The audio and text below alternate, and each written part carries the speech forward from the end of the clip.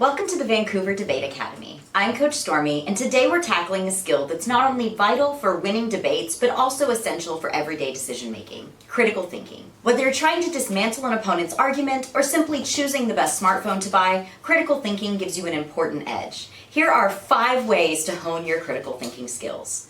First, follow the money. Everyone knows you shouldn't take advertisements at face value, but while it's easy to see through a pop-up ad for 5 logic hacks they don't want you to know, it can be trickier to know when to doubt a nonfiction book, news article, government press release, or other more reputable source of information. To identify the motive behind a particular claim, start by asking yourself what the author has to gain by persuading their audience that it's true. For example, an opinion piece written by an oil company CEO about how wind turbines are overpriced bird-killing eyesores is probably motivated more by profit than because they're an avid bird watcher. Most conflicts of interest or sources of bias aren't that straightforward though. So next time you read something that sounds exaggerated, far-fetched, or a little too convenient, see what you can find out about the author and their publisher and follow the money, why they might be bending the facts to influence their beliefs.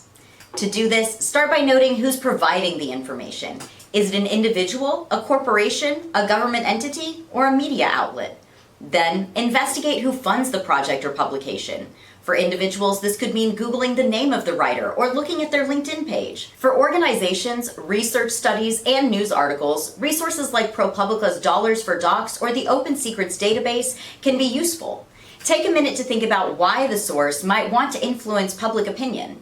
For example, if a positive study on the health effects of sugar was funded by a food company, you might want to think twice about the study's methodology and results. For companies, look around on Google to see if they have a larger parent company that might be responsible for them.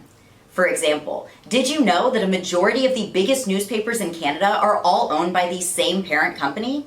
Looking into the larger forces behind the information will make you a more critical and conscious consumer, even when the information is true. Secondly, think slow and steady.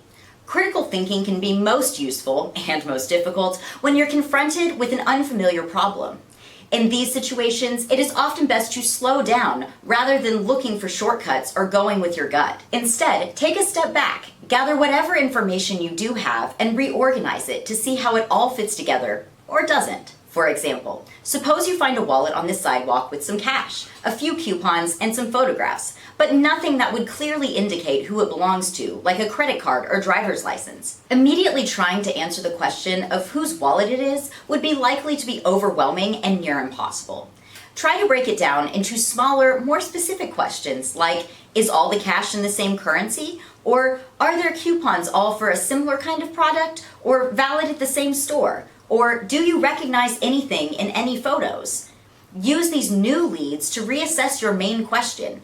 If the cash included is both Canadian dollars and Russian rubles, most of the coupons from a local deli known for the Eastern European specialties, and the photos were all of the same cat, a Russian blue, then your first call should probably be to the elderly Russian couple that lives in your neighborhood. Third, try to switch sides. Whether we're dismissing a well-supported argument because it'd be inconvenient or believing a rumor because it confirms a long-held position, sometimes it's our own biases that lead us astray. Challenging our own views can be tough because nobody wants to admit that they're wrong. Rather than waiting for someone else to find the flaw in your certainty, stay one step ahead by critically reflecting on your beliefs. One trick is to just switch sides and pretend you believe the exact opposite. Construct the strongest argument you can against your own position. This exercise not only broadens your perspective, but sharpens your debate skills. For example, say you have a very strong belief against nuclear energy, but you're someone who wants to keep challenging your own viewpoints. Try to create the strongest possible argument in favor of it. You might want to research experts who hold pro-nuclear energy opinions, look for places that use nuclear energy and have managed it well, or speak to people in your life who support it. If you were one of those people, what would you say? Once you've constructed your argument, compare it critically with your original stance. Look for strengths and weaknesses in both sides and assess how the evidence stacks up. Are there misconceptions or gaps in your understanding that are challenged by the opposing view? Finally, reflect on the emotional impact of this exercise. Did understanding the opposing view change how you feel about the topic? Did it reveal any biases in how you typically gather or interpret information? For instance, would you have encountered those counter-arguments if you weren't intentionally seeking them out? How might that change the way that you typically gather information in the future? You don't have to change your mind on the topic after doing this exercise, but it's also okay if your perspective shifts. Either way, you should gain a deeper understanding of the topic and of yourself. By regularly engaging in this exercise, you can ensure that your critical thinking stays sharp and effective. 4. Keep a journal. Everyone's beliefs change throughout their lives, usually gradually and in subtle ways. But even when a sudden revelation makes you change something you'd long thought indisputable, the shock tends to wear off pretty quickly.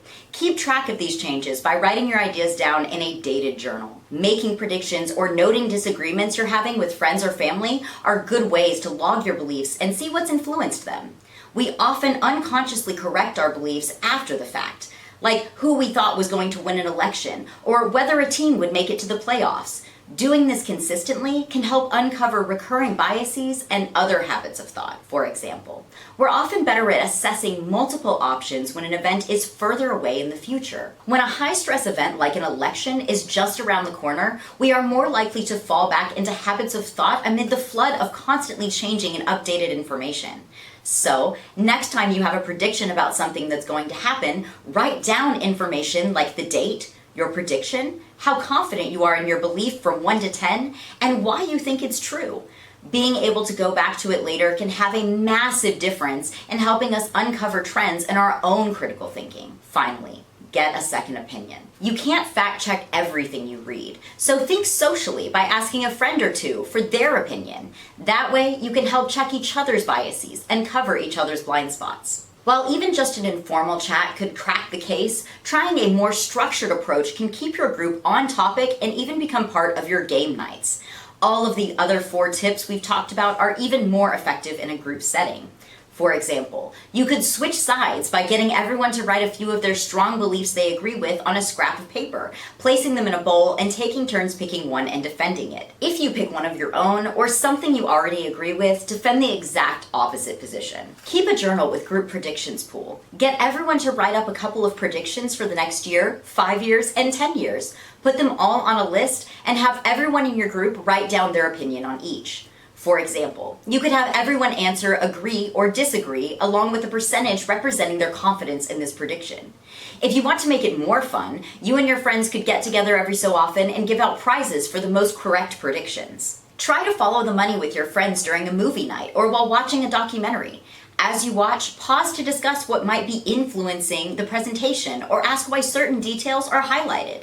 This can extend not just to who is funding the media, but also how it's framed. For example, if a lion is chasing a gazelle in a nature documentary, the music and camera angles are going to be very different when it's a documentary about lions versus when it's a documentary about gazelles.